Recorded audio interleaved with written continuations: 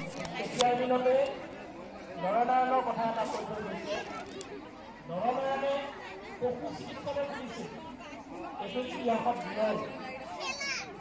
পশু চিকিৎসালয়, পশুৰ চিকিৎসা কৰিবৰ কাৰণে এতিয়াৰ দিনত পশু চিকিৎসালয় খুলিছিল। তাৰমানে তেওঁৰ দিনত পশু পক্ষীক কি ধৰণে মৰম কৰি ৰাখিব লাগে সেই আধুনিক চিন্তাটো তেতিয়াই তেওঁ কৰিছিল। চিলাৰৰ কথা এতিয়াতো তথ্যচিত্ৰ তেতিয়া নাই। মই আৰু বহুত বেছিকৈ ক'বলৈ গৈ সময় নষ্ট নকৰোঁ।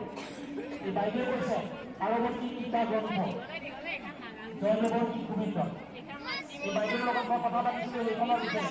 সেইখনৰ আধুনিক অসমীয়াত পাঠোদ্ধাৰ এতিয়াও হোৱা নাই। কোনোবাই যদি কৰি আছে মই নাজানো। আৰু সেইখনৰ পাঠ উদ্ধাৰ মানে আধুনিক অসমীয়াত তাৰ পাঠ আমাৰ দায়িত্ব কৰিব লাগে। এতিয়াৰ দিনতে তেওঁলোকে সেইবোৰ কাম কৰিছিল। আনকি এতিয়া মই 2019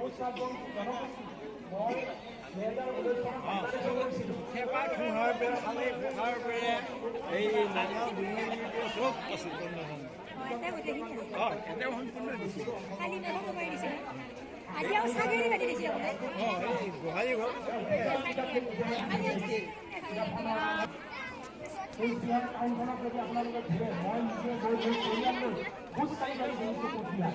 তাতে যিমান ৰঙা ৰঙৰ ঘৰ আছে পৰৱৰ্তী সময়ত চৰকাৰে সেইবোৰ অফিচ হিচাপে গ্ৰহণ কৰিছে, অফিচ হিচাপে লৈছে। যিমান ৰঙা ৰঙৰ ঘৰ আছে সেইবোৰ